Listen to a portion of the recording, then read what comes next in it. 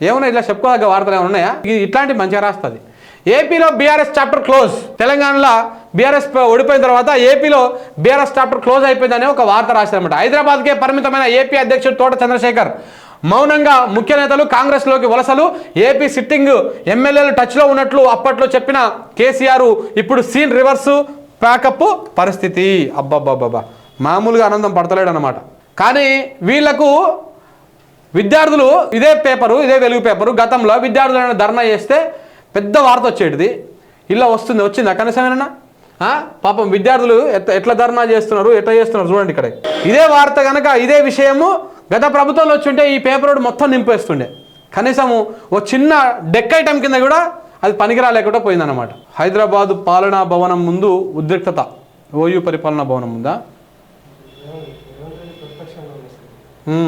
ఇట్లా ఆడేమైనా ధర్నాలు ఏమైనా అయి ఉంటే ఇట్లా పోయి వీళ్ళు మీడియా పెట్టి ఇట్లా హైప్ చేసేటోళ్ళు. ఇప్పుడు కనీసం దాని గురించి మాట్లాడతలేరు, ఎక్కడ కూడా ఓ వార్త కూడా రాస్తలేరు. ఇంత ధర్నా చేస్తున్నారు. ఇంకొకటి నైటు అమ్మాయిలు ఏడా అది ఉందా, ఇది కూడా చూడండి ఒకసారి. అట్లనే నిన్న రోడ్డు మీదకి వచ్చి అమ్మాయిలు మాకు సెక్యూరిటీ లేదని చెప్పేసి ధర్నా చేసారు.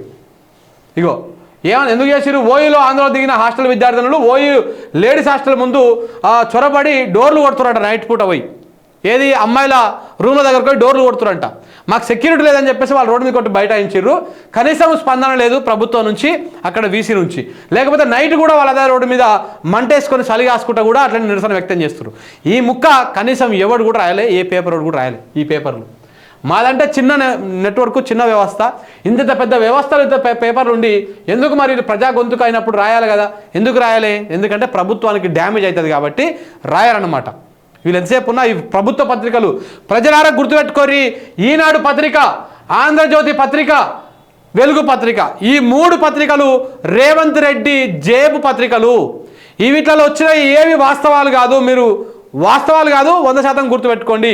ఇవన్నీ రేవంత్ రెడ్డి కోసం మాత్రమే పనిచేస్తాయి. రేవంత్ రెడ్డి తప్పులను ఎక్కడ కూడా ఎత్తి చూపవు, ప్రజల సమస్యలను ఎక్కడ కూడా ఎత్తి చూపించవు.